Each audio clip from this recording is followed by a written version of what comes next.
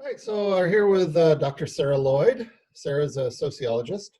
She took her PhD in sociology from UW-Madison, and I believe her advisor was Michael Bell, one of the instructors for the class. And so we're thrilled that Sarah would join us, and let me ask her a few questions that would be related to the topic for today, which is food sovereignty and local food. So Sarah's, I'll let her fill in the blanks here, but I know Sarah as somebody who focuses on supply chains and her work with the Center for Integrated Agricultural Systems, and has done a lot of work in that realm over the years.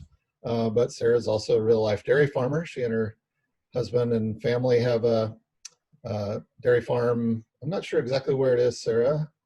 Yeah, so we have milked 400 cows, three families. It's the Nelson family, my husband's family, and we are just east of Wisconsin Dells in Columbia County, and we run about 1,000 acres.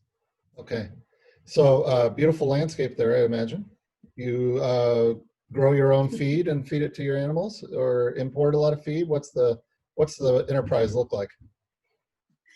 Yeah, so we're able to, with our cropland, to provide almost all of the feed that we're feeding to the dairy cows. We buy in some alfalfa hay from neighbors, but for the most part, and then obviously we buy some minerals and other things that we can't produce here on the farm. But we are able to keep a good crop rotation. Alfalfa, probably a third of the land is always in hay.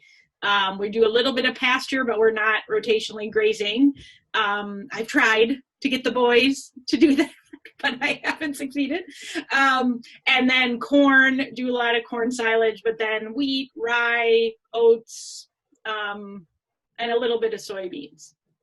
So, real life dairy farmer, you've worked in supply chain research and engagement over time. And I wonder if you could just talk to us about what a supply chain is. Yeah, so supply chains are really just, if I think about it, how do you get the food in the food context from the field all the way to the fork?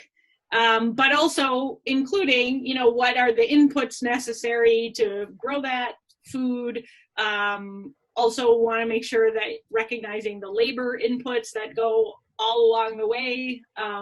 So if you think that my milk truck comes every day and picks up our milk and takes it to the cheese plant, so even that transportation in the different sections of when it goes from our farm to the processor that's going to make it into cheese, and then that cheese producer is getting it into the distribution into the grocery stores, or perhaps, through the distributors that go to the restaurants and the institutional buyers. And then ultimately the person that's going to consume that food at the end in their home or at a restaurant. So that's the supply chain as we think about it, and really thinking about both the kind of built infrastructure that's necessary to move that stuff around.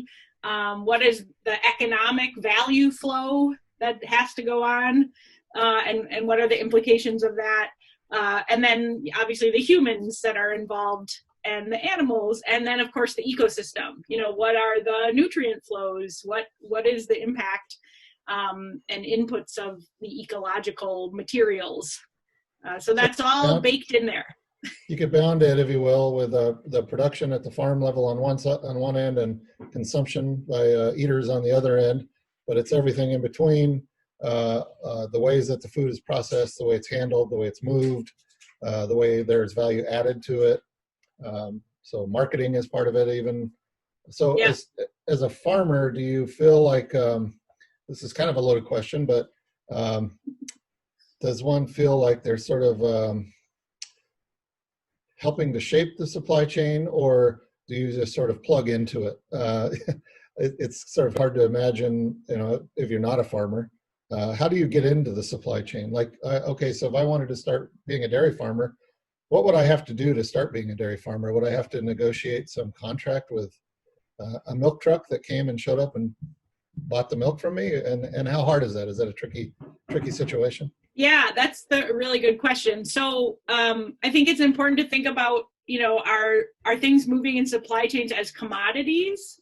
And I'll explain what I mean by that. Or are they moving into the supply chains through more direct relationships that have more stories connected to them and more actual like social relationships? And that's actually the way you could define a commodity. A commodity is something that is the social relationships have been stripped away from it. So, corn is the easiest commodity to think about. If I grow some corn here in Wisconsin, I'm pointing out my window to the field that was in corn this summer, that corn could go on a container ship and would be exactly like the corn that grew in Brazil. And they might pass in the night.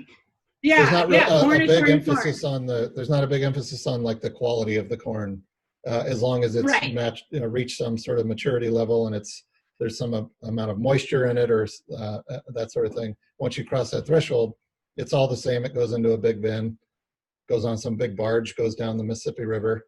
Who knows where it goes? Right, and it's completely fungible with other corn. But quality standards have been established for it and they've been adopted at a global level. But then after that, there's no story. There's no the humans are completely removed from that picture. Whereas, what a lot of people have been working on, as we've seen, that the current food system and agricultural system is not really supporting our farm families, our rural communities. It's having a lot of negative impacts on the ecological aspects that we're like, wow, maybe we got to put that social back in. And so, you have the idea that, okay, well, a farmer's market, or maybe I buy my meat directly from the farmer and I go to their farm, and I organize it and I know them, and there's this whole narrative in there. So your question about, how much am I involved in my supply chain as a dairy farmer? We are producing a commodity crop, and dairy farmers have organized the infrastructure over the years so that I, as a Wisconsin dairy farmer with 400 cows, which is about medium size production, that I don't have to be involved in the supply chain. The guy comes at 7:00 at night every day and picks up the milk and off it goes. And so I'm specializing. You have some quality standards or something like that you have to meet for your milk, so you understand what they are. I assume you track and monitor and test those quality standards at some level. And so when the milk truck shows up, they know when I go to the Nelson farm, I'm going to get this kind of milk. Do they test it themselves after it leaves? Yep. They test every load because they have to test to make sure there's zero antibiotics in there. They're testing for somatic cell count, which is a quality measure. But that's interesting because that's all infrastructure that's been developed over the decades to standardize the product and, make sure that people aren't sending crap down the road that isn't going to be safe or isn't, going to be good. Or, the cheesemaker has an interest of having a certain amount of quality because garbage in, garbage out. If he puts some crappy milk in his cheese vat, he's going to get crappy cheese out the other side. Yeah. It kind of builds trust in the supply chain, maybe in the absence of personal relationships. Right. I mean, think about the organic certification label. That's a really good one to think about. Like, okay, farmers would say, I'm producing organically. And in the beginning, many of them probably were doing the production practices that we now know officially as organic, but then someone else started coming in and kind of creeping around the edges. And so then what did we need to do? Well, we needed to certify it. We needed to third party verify it. We needed the US government to come in and regulate that word. But it really is just a proxy for that social relationship. Because if you knew the farmer and you were like, well, I know Jim or Jill and I see what they're doing on the land. Well, clearly, like, consumers can't all do that. It's, if we do have to scale up because people are living in urban places and the production is going on somewhere else. But really, those certifications are just, like that validation of some certain set of expectations and assumptions. And then you should hope you go to the grocery store, you're like, oh, well, this is organic, so now I think I know something about what went on in this production. Right. But you might not, so you need to research it anyway. So we hear a lot of talk about local foods, and maybe it's not obvious that when we talk about local food that we're talking about food that's coming through a shorter supply chain, or at least geographically a shorter food supply chain. You've done some work around local foods and trying to understand the importance of like the structure and shape of supply chains. I wonder if you talk a little bit about what that work's been. I did my PhD in sociology at Madison and specializing in rural sociology. And my first job, I went out of academia immediately and I worked for the Wisconsin Farmers Union. And my first project was to help a group of vegetable farmers form a cooperative so that they could work together and in the new business to aggregate, market, and sell fresh produce as local product. And we started with 7 farmers and had a lot of help from Dane County and the Farmers Union. And I mean, it took a village. And now we're 7 years in and we have 50 farm members and sold over $2 million of produce into like the Roundy's. Well, now it's owned by Kroger, so that's the Cops and the Pick and Saves. We sell through Cisco Baraboo, so it goes into restaurants probably, well, when they're open in the Madison area. But that was all about figuring out how to come together and work through the logistics and working with farmers to understand, well, the grocery store needs all the cucumbers to be within this certain USDA grade 1 standard. So back to these standards. And then really figuring out how do you work the logistics so you can get enough value aggregated in a case, on a pallet, on a truck, and it all has to move in refrigerated trucking and through refrigerated warehouses. And so how do you actually organize that as a business so that you can overcome the costs of the transportation and the costs of having a salesperson, but also so each farmer doesn't have to be their own salesperson, their own transportation company. So the idea is with the co-op that the 50 farm members come together and do it together. And so we've been working on that. I actually have a meeting later today where we're bringing together a bunch of the kind of collaborators in the region to talk about how's it going? What happened with COVID? Because clearly that was very disruptive to all of the food system, not just vegetables. When they shut down all the restaurants and the institutions, you just lost that whole market immediately. And so the lots to learn right now. So it sounds like a big part of your job is building relationships and matchmaking and connecting people. And if you're sort of paying attention to or understanding the lay of the land with respect to the whole supply chain, then you can help connect, well, this person over here is looking to buy that. Maybe you can talk to that person over there. You feel like that's the main part of your job? Well, luckily, other people are doing some of that. I mean, it certainly is part of what I do. I think the other big part is just, it's the facilitation of the relationships, which always seems like it's a very soft thing, but these things don't just happen automatically. And obviously you have to figure out a way to negotiate disagreements and make sure everybody can come together. And then really importantly is that stuff costs money and we want good food, we want local food, we want healthy food. But how do you make that go around economically? So one of the things that the vegetable co-op has struggled with, it's called the Wisconsin Food Hub Cooperative, is just how do you cash flow a Wisconsin fresh produce company that doesn't have a lot of production in the middle of the winter?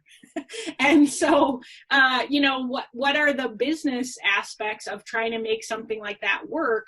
And that's the place that, I think there's lots of space. I mean, for folks that are in college and undergraduate right now, if you have an interest in kind of business and crunching numbers, like we need you because there's a woman here at UW, Tara Johnson, that does tons of work helping small businesses and specialty businesses figure this stuff out. And she needs to like replicate herself, because somebody's got to make it work. And she always says, no magical thinking. Like you gotta be able to.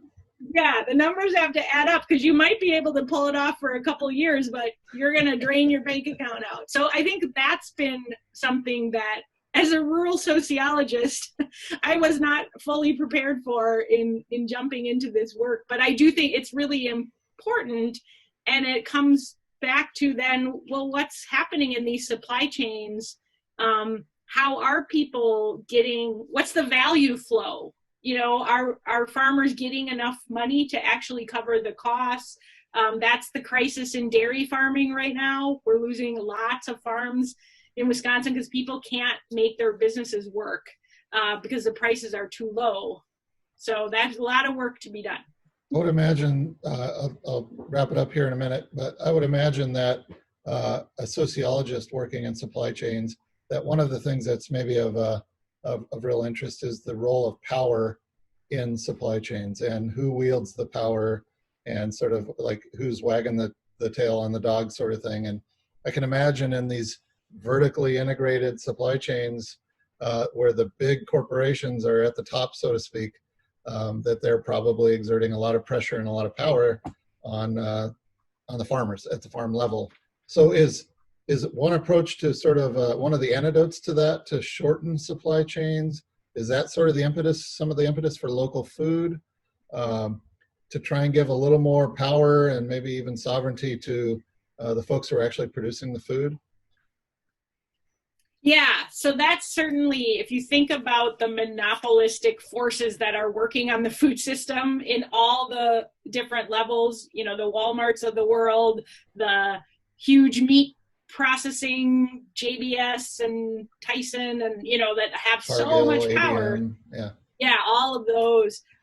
So yeah, one strategy is, okay, well, let's cut out these middlemen. Let's get more direct.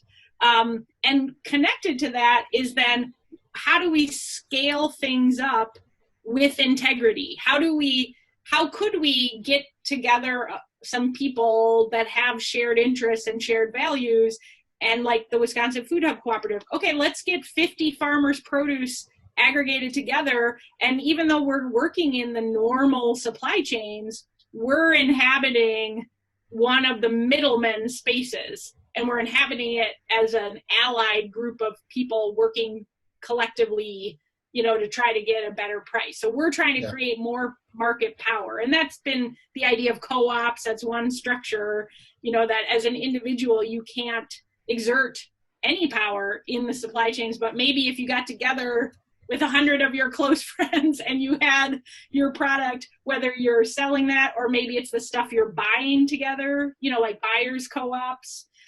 Whether you think about even like grocery co-ops that people in class might have had some experience with as consumers, or farmers have consumer co-ops where you buy all your seed and your fertilizer and your diesel, you do it all together because you'll get maybe enough mass to actually be able to have some power.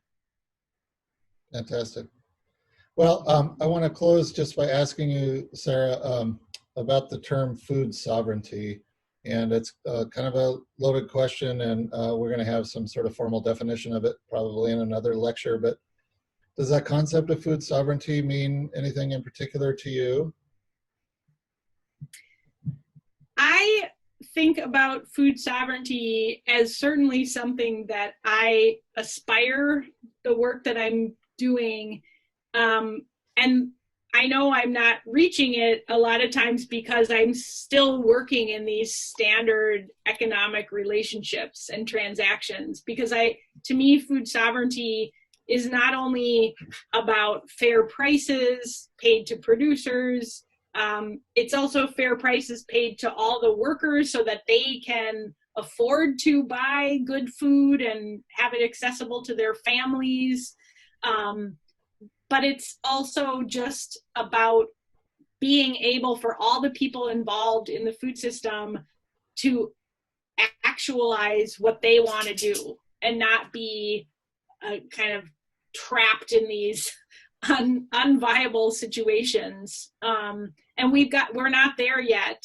And some people working in food sovereignty, and a lot of days I agree with them, would say we got to just scrap the whole system because it's just squishing everybody down, and people are not able to really actualize a good human existence because those powerful forces are pushing down.